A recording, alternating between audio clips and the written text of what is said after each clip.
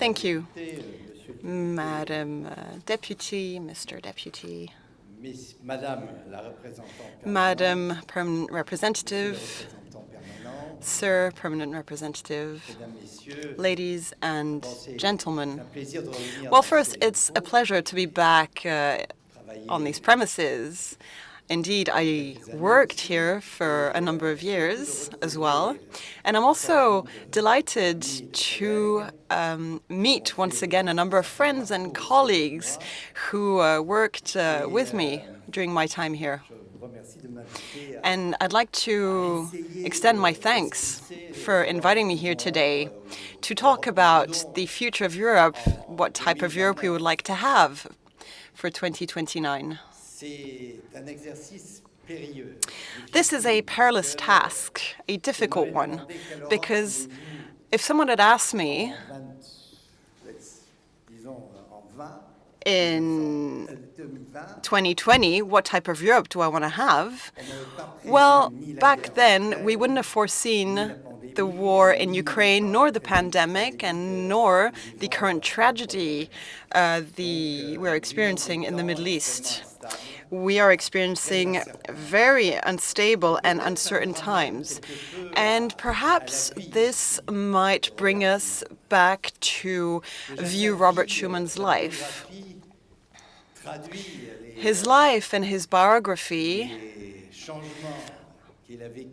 demonstrate the changes he underwent because he was born in Luxembourg, he was German, and then he became French.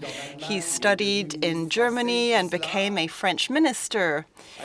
All this, ladies and gentlemen, at a time when Europe was experiencing turbulent times and absolute tragedies.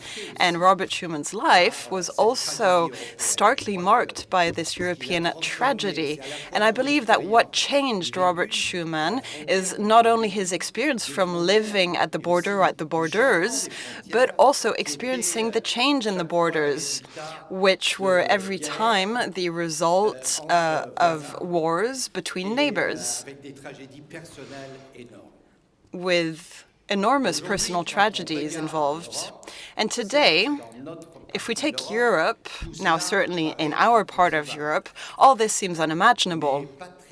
However, not far from here, war has returned to Europe. War is raging, and it would be a colossal mistake to think that this war does not affect us directly. It affects us because it shakes the very foundations of a number of certainties we were brought up with, and thanks to which we were able to live peacefully, thanks to Robert Schuman, because Robert Schuman's determination and the determination of those who laid the foundations of what was first the European Coal and Steel Community, and which was then to become the European Economic Community, this was all based on one determination: how can we ban war from the European continent? And I believe this is one true obsession of all those who created Europe. It was an obsession for Robert Schuman, for Monet, but also for all those who accompanied and supported this great enterprise. So in my eyes, what is the most important is to think about how in the future will we be able to guarantee security and peace in Europe in the coming years. 2029 is quite far, but it's also quite close at the same time. And as such, our thinking process must be focused on how will we successfully protect the European Union, a European Union which is also enlarging. How can we protect it, and how can we guarantee peace in Europe? How can we guarantee reconciliation and prosperity in Europe? So in my eyes, when it comes to 2029, I would say the clock is ticking. We don't have a lot of time because huge projects have been kick-started. The first major project being the enlargement. I believe it's an extremely brave decision, yes. And this decision is motivated by the new geopolitical dynamics Europe is faced with. We thought that borders were just borders since the Helsinki Act, according to which we thought that war was an unlikely possibility. And yet, here we have it, and we meet in our streets people from Ukraine who fled to Europe. And about a month ago, just over a month ago, we witnessed an enormous tragedy which recalls us the most dark and somber and terrible, atrocious experiences, which was the attack on October 7 against Israeli citizens, against Jewish people, with massacres that remind us of something terrible. And therefore, I believe that by 2029, I think that we must picture a Europe in the form of the world as it is today. Now, the world as it is today is quite wild. Now, you might say the world has always been quite wild. And Europe has been protected since 1945 from such atrocities. However, this protection is no longer absolute, and the risks are considerable. Therefore, we have a clear choice. Either Europe strengthens, or the alternate solidarities Robert Schuman mentioned decide to enlarge and strengthen as well, or Europe risks becoming a challenge. Europe might become at stake, what is at stake, and no longer a player. And this, I think, is what we need to prepare for. How do we do this? Well, first, we need to work on one fundamental issue. It's fundamental in my eyes, and I'll say it, although I'm a great pacifist.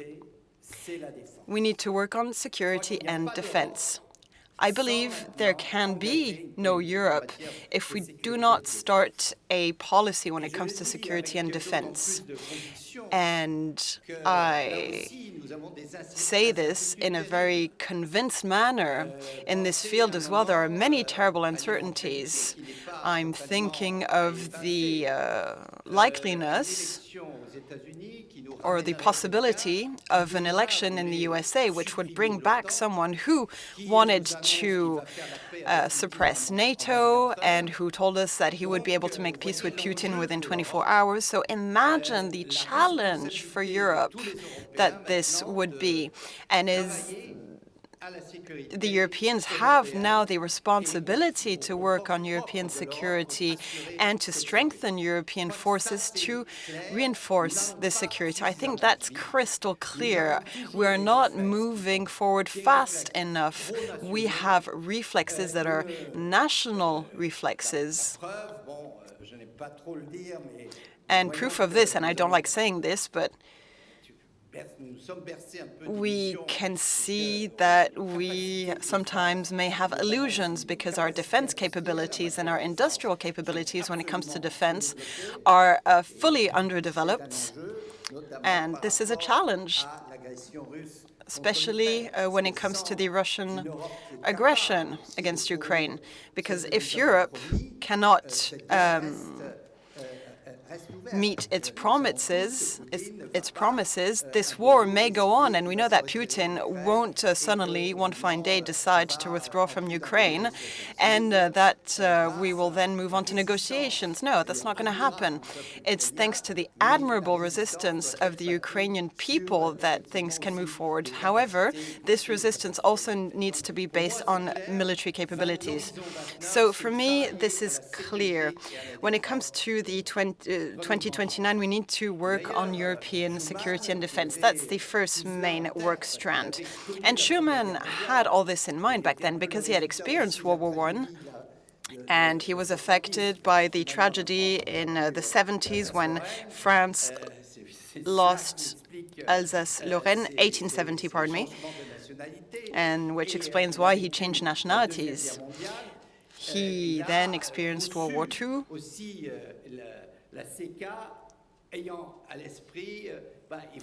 And he built the European coal and steel community thinking that Europe needs a strong industry. And back then, coal and steel were the very foundation of a military industry. And what is more, Schuman took things further. He always defended the idea of a European defense. Unfortunately, his own country scrapped this project after the creation of the European Coal and Steel Community. He sabotaged it. Therefore, we must continue working on security and defense, and we need the necessary industry to do this. And I believe Europe's autonomy is this, first and foremost, defense our defense capabilities and shouldering our responsibilities on the European continent. My second work strand, major work strand, which is linked to the first one, is the challenge of democracy. What is concerning today, when you take a look at the situation in Europe, well, there were the elections in the Netherlands. I think everyone saw what a shock the result was. But that wasn't the only shock. There was a situation in other countries, and Slovakia, and the list goes on. So basically, democracy is at stake here in Europe. And Europe was convinced that it is important to definitively anchor democracy on the European continent, because there can be no peace without democracy. And to come back to what Mitterrand said, nationalism is war. Well, he was right. Nationalism is certainly not peace. Nationalism is divisive. Nationalism does not help us move forward. And therefore, I think that democracy is absolutely paramount. All Democrats need to rise up to this challenge in Europe. We'll be having democratic elections next year, and this is an absolutely decisive moment for Europe. This is a time when all Democrats need to stand up and take action. And I don't think I'm exaggerating when I say that this is necessary to save the European project and to build a stronger Europe by 2029. My third work strand is also linked to democracy. It's the European model we wish to have. What type of Europe do we want to have? Which European social model would we like to put in place? There can be no democracy or social cohesion if we cannot ensure that in this united Europe, citizens are under the impression that Europe is protecting them, that Europe takes into account their concerns and their fears, and that everything we are building today as indispensable policies in Europe, especially when it comes to protection and the fight against climate change, all this has to happen in a fair manner. So therefore, the message we have to convey and on which we have to work is the green transition, which is indispensable both for Europe and for the planet as a whole. Europe needs to be at the forefront of this development. This must be done in a fair and just manner. And therefore, social cohesion in our countries is indispensable. And we can clearly see what's happening in terms of exclusion and poverty in Europe. We have a serious poverty and inequality problem in Europe, growing inequalities, I would say. And I believe this is also a challenge to the strength of Europe in the future. And lastly, the world is undergoing a real sea change. Someone said, we cannot be herbivores in a world of carnivorous beings. And sometimes I'm under the impression that we want to remain herbivores, which is nice, I suppose, but the danger is that the carnivores will eat up the herbivores. And therefore, I think we need to put in place a number of structures to reassure, to guarantee democracy and the future economic development. And for that, we need a change of paradigm. We still live in a world in which, in the end, we think that some aspects are untouchable and essential. For example, free competition. I think this is essential, yes, but we need to put things in perspective. We need to take into account the globalization. And we cannot be committed to specific principles when everyone else all around us, be it in the US or China, are applying other principles and policies. Just before coming here, I read that when it comes to investments, Europe had a great delay. And I'm not just talking compared to China, but also especially compared to the US. The US is trying to make up for its delay because they blindly believed in globalization in the past, and especially in delocalizing their industries, and so they are bringing back their industries to their own continent, so to the United States. And I believe that Europe needs to be clear-sighted about what is happening, and we also need to rebuild our economies on this basis. If we do not become among the first main powers, especially when it comes to artificial intelligence, we will be losing this race on a global scale. We will be losing it for economy and socially speaking, and especially for our security.